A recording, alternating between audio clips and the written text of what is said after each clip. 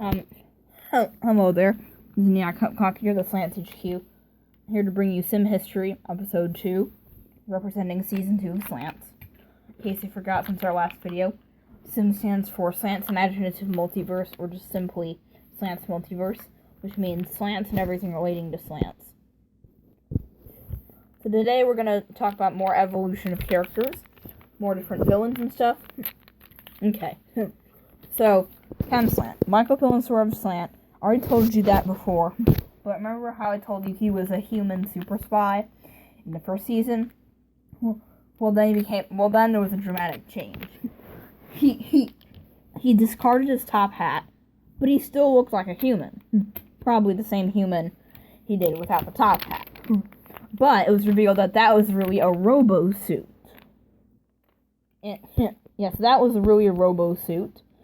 And because that was a robo suit, he could actually shoot frogs out of his head.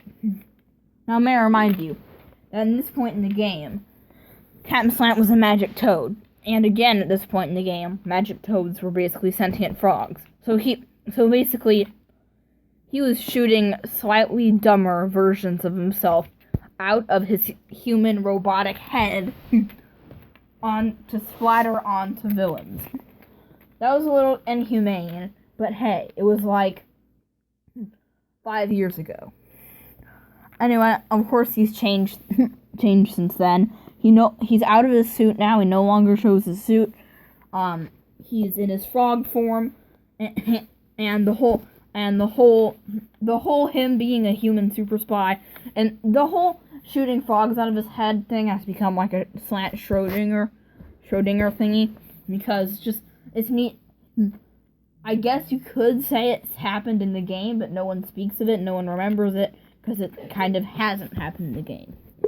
Anyway, let's talk about Snake Boy. I don't exactly remember how Snake Boy changed that much, but I know he used to have a hammer, like a sledgehammer or something, but now he wields a signature katana. But I can't quite remember how much Snake Boy changed, but he probably changed it a little bit. Then there was Slug. Slug has changed the least in the history of Slants, but he probably gained his name in the second season. Now another person named so another person joined Slants mid-season 1. He on the website and on YouTube he goes by the Wither 11235. He joined Slants mid-season 1, so season 2 was his first full year. He kind of cemented Tiger as a character and stuff. Oof and more oof. So this actually might have been the introduction of Sora and Riku, but I'm not sure. It might have been whenever Oof and More Oof got into Kingdom of Hearts. But anyway, at least in this point of time, it was decided that Riku and Sora were Captain Slant's children. Also, in this season for a brief time, Captain Slant had kind of a sort of good, sort of evil, kind of a chaotic, neutral, aligned vampire stepdaughter in this storyline. That hasn't been used in very many storylines since, but in the Slants lore, he did once have a vampire stepdaughter that he was afraid of, because she turned frogs to vampires, I think, if I remember right. And then probably the most important thing that came out of season 2 was the introduction of the Signals and Necrotius. Wallace Necrotius, lead architect for Concrix. At that point, there was no such thing as a Concrix. They were just called Signals. But we later cemented his character and said that Wallace, he works for the Concrix. He used to be the creator of the Signals, but then we moved that title to John Diaz, who you'll soon learn about. But then we moved it yet to Vargan. But then we moved it yet to like the super weapon really created them. And then Critigus brought a lot of the old wars back and created the shadow signals, but that's a story for another time. So, Necrotius was the main villain for Slants in Season 2, just like Becca was the main villain for Slants Season 1. He was reformed, of course, and he recently helped the Pusadite Union fight the Purifiers in Season 7, which is the season. Of course, signals.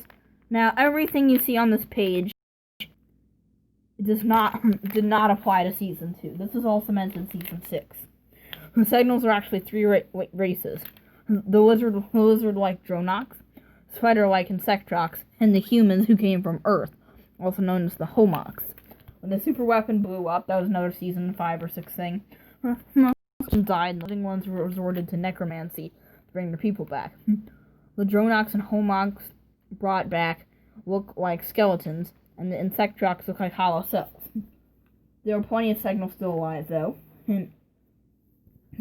It's actually a backstory. There's actually some backstories that there were actually a lot of elf people for the super weapon blown up. There's probably some original signals out there. But in Season 2, they were all really Homox, human-ish skeletons that were just bad, all of them. There were a few good ones, but not many. Of course, Season 1 and 2, Co-op was a big part of it. I introduced Co-op as sort of this utopia universe.